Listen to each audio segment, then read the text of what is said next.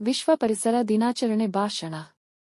ಸನ್ಮಾನ್ಯ ಅತಿಥಿಗಳು, ಶಿಕ್ಷಕರು, ಸಹಪಾಠಿಗಳು ಮತ್ತು ಇಲ್ಲಿ ಸೇರಿರುವ ಎಲ್ಲ ಬಂಧುಗಳಿಗೂ ನನ್ನ ನಮಸ್ಕಾರ.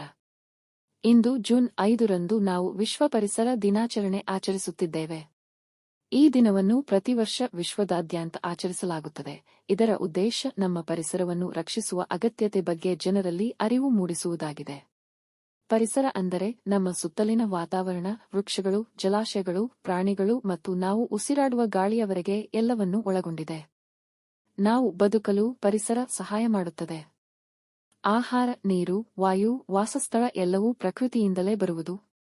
ವಿಶ್ವ ಪರಿಸರ ದಿನದ ಅರ್ಥ ಕೇವಲ ಒಂದು ದಿನ ಸಸ್ಯಾರೋಪಣೆ ಮಾಡುವುದಲ್ಲ ಅಥವಾ ಪೋಸ್ಟರ್ ಹಾಕುವುದು ಅಲ್ಲ, ಇದು ಒಂದು ಜವಾಬ್ದಾರಿ. ನಾವು ಪರಿಸರದ ವಿರುದ್ಧ ಮಾಡುವ ಹಾನಿಕಾರಕ ಚಟುವಟಿಕೆಗಳ ಬಗ್ಗೆ ಯೋಚಿಸುವ, ಪರಿಹಾರ ಕಂಡುಕೊಳ್ಳುವ ಮತ್ತು ಪರಿಸರ ರಕ್ಷಣೆಗಾಗಿ ಕೈಜೋಡಿಸುವ ಸಮಯ.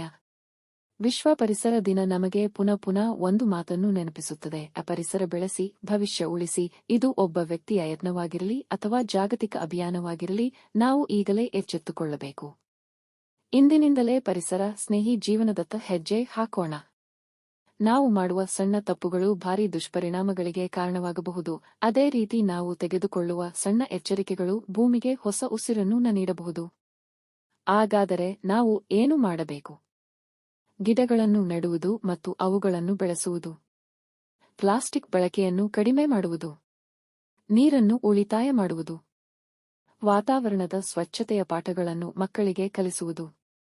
ಮರುಬಳಕೆ ಮತ್ತು ಮರುಸಂಸ್ಕರಣೆ ರೀಸೈಕಲ್ ಅಭ್ಯಾಸ ಮಾಡುವುದು. ನಮ್ಮ ಸಣ್ಣ ಸಹಕಾರವು ದೊಡ್ಡ ಬದಲಾವಣೆಗೆ ಕಾರಣವಾಗಬಹುದು. ಪ್ರಕೃತಿಯೊಂದಿಗೆ ನೆಲೆಸುವಲ್ಲಿ ನಾವು ಜೀವನದ ಸಾರ್ಥಕತೆಯನ್ನು ಕಾಣಬೇಕು. ಆದ್ದರಿಂದ ಚಿಕ್ಕದಾದರೂ ಪ್ರತಿ ಹೆಜ್ಜೆ ಪರಿಸರದ ಕಡೆಯಾಗಿರಲಿ. ಭವಿಷ್ಯದ ಪೀಳಿಗೆಗೆ ಶುದ್ಧ ವಾತಾವರಣವನ್ನು, ಹಸಿರುಗಾವಲನ್ನು ಕೊಡುವುದು ನಮ್ಮ ಕರ್ತವ್ಯ. ಇದೊಂದು ನಂಬಿಕೆಯಾಗಿ ಬೆಳೆಯಲಿ. ಪರಿಸರ ಬೆಳೆಸಿ, ಭವಿಷ್ಯ ಉಳಿಸಿ.